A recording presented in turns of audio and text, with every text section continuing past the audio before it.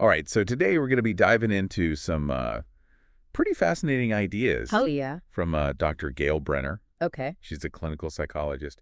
And the topic is something that I think, let's be honest, we all kind of deal with suffering. Yeah. But what if suffering is optional? It's a big question, right? It is a big question. A bold claim. Yeah. And what I think is so interesting is how she approaches this. Yeah. She kind of blends traditional psychology with a more spiritual lens, almost like a Buddhist kind of approach to this idea that the suffering we experience, especially that which comes from feeling inadequate, isn't something we're just stuck with. We're not just doomed to suffer. Yeah. And it's not about pretending everything's perfect. It's about understanding how our minds create this sense of not enough. Right. And so we've got excerpts from her book. Okay. Suffering is Optional.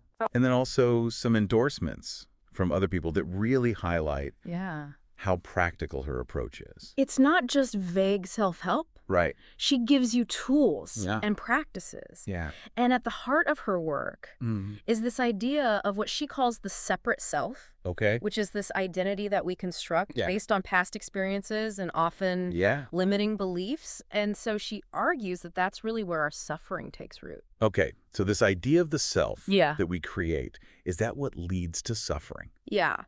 Right. And she uses this really striking anecdote to illustrate this. And it's this little girl at a hotel pool. Oh, wow. And she's completely ignored by her parents while other kids are, playing and having fun. Oh, it's that. Brenner witnessed this herself. Wow.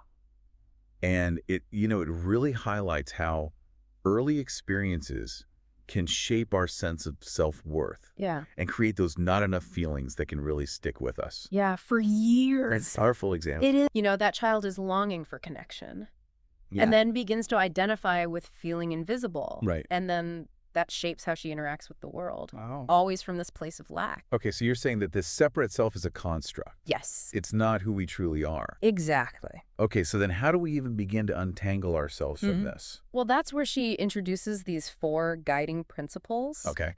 And 5 core practices. Got it. So the principles offer a new way to understand suffering. Okay. And the practices give us the tools to actually shift our perspective. To actually implement that new understanding. Exactly. Okay, so let's break down these principles a little bit. Okay. So the first one is how feelings of not being enough come from distorted thinking. Right. So it's like we're seeing ourselves and the world and others through this very limited lens. Yeah, it challenges this assumption that our suffering is just based on objective reality. Oh, interesting. And says, no, actually, it's largely due to the stories we tell ourselves. Okay. The interpretations we're laying on top of our experience. Okay. Which are often negative. Okay, so it's not necessarily what's happening. Right. It's how we're perceiving it. Exactly. Okay. About the meaning we're making. Okay, got it. And then the second principle feels like this is the crux of her message. Yeah. She says that the feeling of unworthiness is optional. It is. No matter how real it seems, we don't have to be defined by it. We don't. So you're not just saying, think positive thoughts. No. How is this different? This is about recognizing that those thoughts are just thoughts. Okay. They're not the truth of who we are. Okay. And that recognition opens up the possibility of choice. Okay. We can choose to disentangle from that ingrained sense of inadequacy and reconnect with a deeper sense of wholeness. But how do we do that? That's where the practices come in. That's where the rubber meets the road. Yeah. Okay, so these practices provide a way to actually experience this, not just understand it intellectually. Yeah, to shift away from that separate self and tap into something more. Okay, got it. And the first one might seem simple, but it's actually quite profound. Okay. Turning towards your experience. Interesting. So she points out how often we try to avoid difficult feelings. Right, we distract ourselves. We're really good at that. We are. But she's saying that true freedom comes from facing those emotions head on.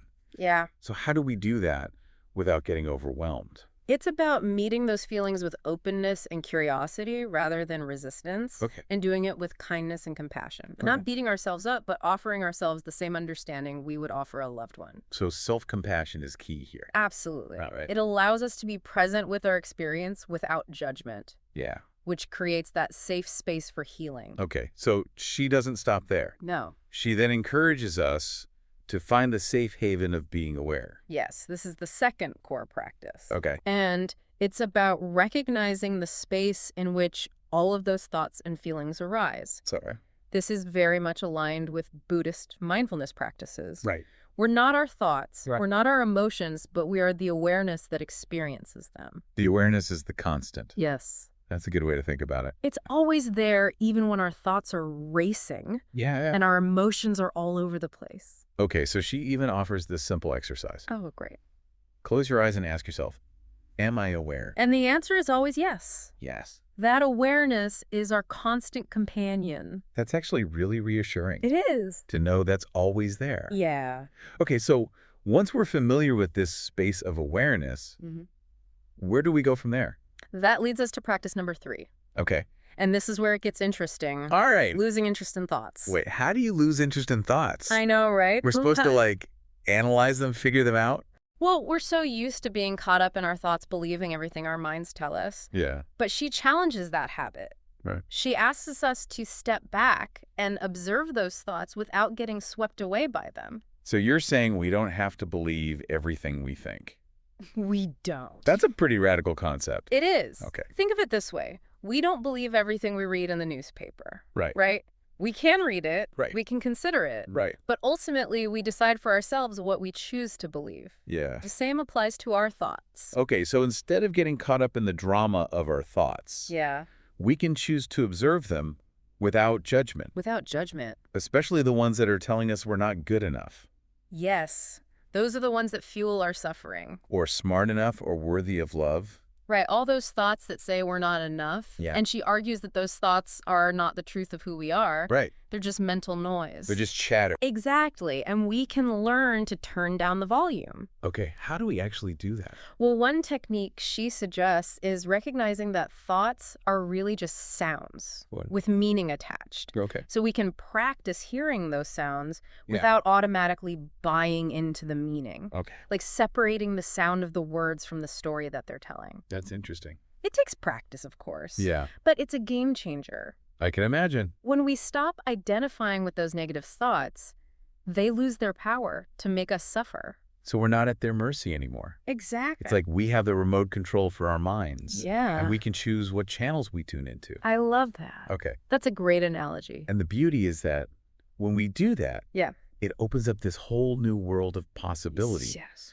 So when we're not constantly preoccupied with, all of our flaws, Yeah. we can connect more deeply, Yeah. pursue our passions with more energy, and just enjoy life more fully. It's like stepping out of a dark room. Yeah. And into this vast open field. Yeah. It's amazing. Okay, so can you give a concrete example of what this would look like for someone to actually apply this idea? Yeah, imagine someone who constantly beats themselves up for canceling appointments. Okay. Yeah. They think, oh, I'm so flaky. Yeah. I always let people down. Mm-hmm. Using Brenner's approach, they would first recognize that those are just thoughts, not facts. Okay. Right? And then they would practice observing those thoughts without judgment. Mm-hmm. Perhaps even noticing the physical sensations that arise with them. Yeah. And over time, they might find themselves less bothered by cancellations, Interesting. more able to make decisions Yeah. without the weight of that self-criticism. It's not about denying the situation. Right. But changing how we relate to it internally. Exactly. Okay, this is getting good. Yeah. I'm definitely feeling the potential here. It's powerful stuff. Okay. This idea of losing interest Yeah. in those negative thought patterns. It's pretty mind-blowing. But what about our emotions? It feels like those are harder to just ignore. Right. That's where core practice number 4 comes in. Okay. Welcoming feelings. Okay. And again, it's not about suppression or pretending everything is fine. Right. But learning to meet our emotions with a sense of acceptance, even kindness. That sounds almost impossible. I know. Especially when we're talking about sadness, anger, fear. Right. Who wants to welcome those? Yeah, it's a natural instinct. Right. To want to avoid those. We run away. But she points out that emotions are a natural part of being human. Okay. It's the resistance to them that causes the problem. So instead of fighting our feelings, we should be befriending them. Befriending them. Yeah. But how... Think about it this way. When we resist an emotion, it's like refusing to acknowledge a guest who's come to our house. Okay. They're still there, lurking, creating unease. Right. But if we invite them in, offer them a cup of tea, they might just relax and reveal themselves to be less threatening. Okay, so the key is to approach those feelings with curiosity rather than judgment. Exactly. Okay. She suggests paying attention to the physical sensations that accompany our emotions. Okay. Because we often get so caught up in the mental story, why am I feeling this way, that we forget to even notice what's happening in our bodies. Yeah, so it's not just about the mental chatter, but tuning into the physical experience. The physical experience. Okay. Exactly. Notice the tightness in your chest, the clenching of your jaw, the quickening of your breath. Those are the language of your emotions. Okay. And by simply acknowledging those sensations without trying to change them, we create a space for them to move through us. So allowing that emotion to exist without getting completely swept away. Without getting swept away. Does she offer any specific techniques for, like... She does. Working with difficult emotions? One she recommends is simply naming them. Okay. When a strong feeling arises, say to yourself, hello, anger. Hello, anger. Hello, sadness. Okay. That simple act of labeling creates a little bit of distance between you and the emotion. So it's less about I am angry. Right. And more about, there's anger. Yes. It helps you recognize that you are not the feeling itself, but the awareness that is experiencing it. Okay, got it. Another technique is to focus on your breath. Okay. When we're overwhelmed by emotion, our breath often becomes very shallow and constricted. Right. And so by consciously deepening your breath, you're sending a message to your nervous system that it's okay to relax, to let go of the tension. Like giving ourselves permission to calm down. Exactly. Even when things feel really intense. Even when things feel intense. And as you practice welcoming your feelings, you cultivate a sense of self-acceptance that goes beyond your emotional state. Right. You learn that it's okay to feel whatever you're feeling. Your worthiness isn't dependent upon those emotions.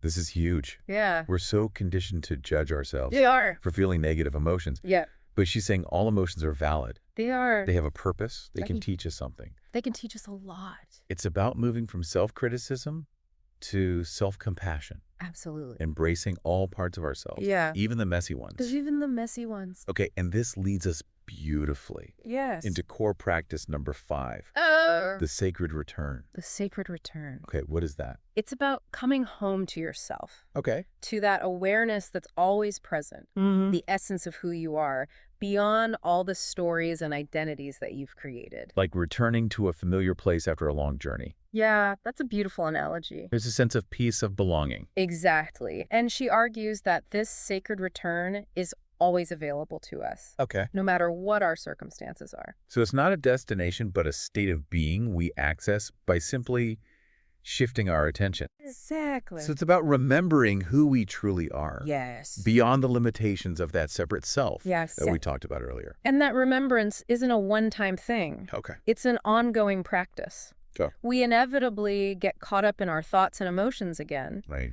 But each time we notice that happening, it's an opportunity to return to that awareness. Okay. To reconnect with our true nature. It's like having this compass. Yes. That always points us in the right direction. That's a great way to put it. No matter how lost we feel. Yeah.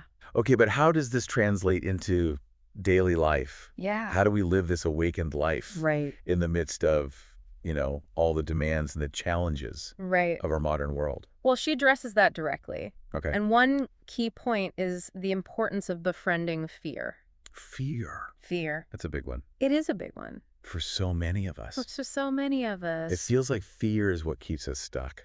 Yeah, it prevents us from taking risks. And really going after what we want. Right. It's like this invisible wall that we build around ourselves. Right. Protecting us from perceived danger, but also preventing us from experiencing the fullness of life. So she's saying the first step to overcoming fear is to get to know it. Get to know it. To become familiar with its tactics. Exactly. Like studying the enemy's playbook. Yes. So we can kind of anticipate their moves. Yeah. Okay. And she points out that fear often manifests in our bodies as tension, tightness, unease.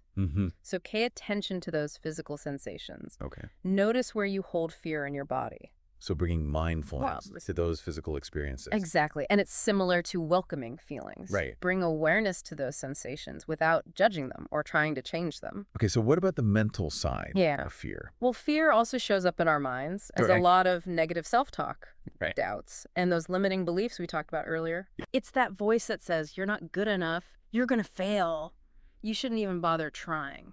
That inner critic can be brutal. You can feel so real and so persuasive. But we don't have to believe it. We don't? We have a choice. Okay. We can question those thoughts. Right. Challenge their validity. Okay. And recognize that they're often based on past experiences or beliefs that may not even be true anymore. So how do we start to shift that pattern? Well, one technique she suggests is practicing saying yes instead of no. Okay. You know, we so often automatically default to no out of fear. Yeah, we've got that no button permanently pressed. We do. It's like our default. Yeah. And she encourages us to experiment with consciously pressing the yes button. Okay. To open ourselves to new experiences, even if they feel a little bit scary. So this takes courage. It does. It's about stepping outside our comfort zone. Yeah. Embracing the unknown. Embracing the unknown. Okay. But the rewards can be transformative. When we say yes to life, we open ourselves up to a whole new world of possibilities. It's like waking up from a dream. Yeah. And realizing we've been living this much smaller version of ourselves. That's a great way to put it. Okay. And this awakening is not a one-time event. Oh. It's an ongoing process. Right. We'll inevitably encounter fear again. Right. But each time we do, we have a chance to practice these tools and techniques that she offers. Right. To choose courage over fear. Yeah. And to step more fully into the life that's waiting for us. It's about reclaiming our power. Yes. Recognizing that we're not victims of our circumstances, but creators of our own reality. Beautiful. And it's not about achieving some perfect state of fearlessness. No. It's about befriending fear. Befriending fear. Recognizing it as a natural part of the human experience. Yes. And using it as a catalyst for growth. Beautiful. So even in the midst of fear, we can choose love. We can choose joy. Right. We can choose to live a life that's full of meaning and purpose. Absolutely. This is powerful stuff. It is. And, you know, as we cultivate this inner strength, we become less reactive to the ups and downs of life. We do. And we develop a sense of equanimity that allows us to navigate challenges with more grace and resilience. You become like one of those trees that can bend with the wind without breaking. Okay, but how does this play out in our relationships with others? Right. Can this approach really impact?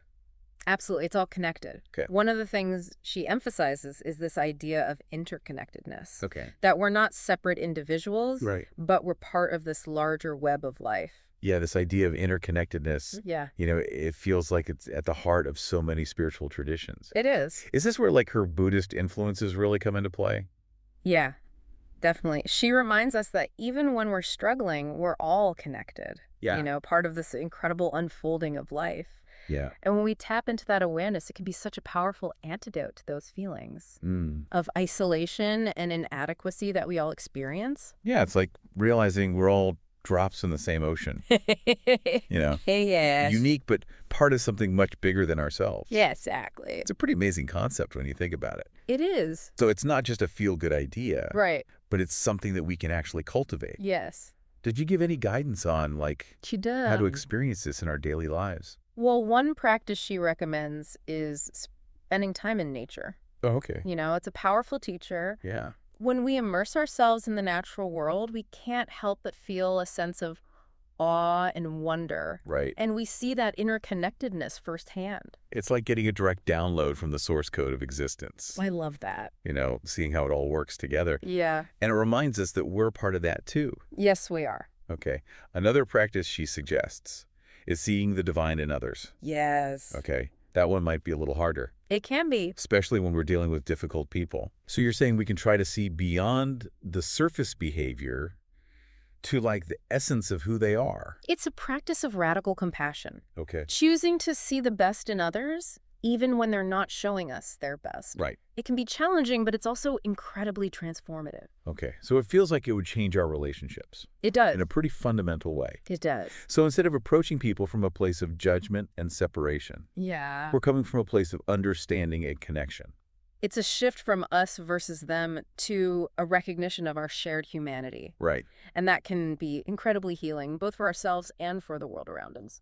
So to bring it all back to Brenner's core message, she's offering a roadmap. She is. To a more awakened life. Yes. A life that's free from unnecessary suffering, filled with peace, joy, and connection. It's not about achieving some perfect state of enlightenment, Right. but about embracing the fullness of our human experience, the messy parts and the beautiful parts, and recognizing that inherent wholeness that resides within us all. Remembering that we're not broken, we're not lacking, we're not alone. We're not. We are already complete. We are. Just as we are. And it leaves us with a question, doesn't it? Yeah. If suffering is truly optional, what would it look like for you to choose a life of peace and freedom? Yeah. What would you need to let go of? And what new possibilities might open up? Wow, that's a really powerful invitation. It is. And a perfect place to wrap up our deep dive today. Thank you for joining us. Thank you for being here. And may you find peace, joy, and a deep knowing of who you truly are.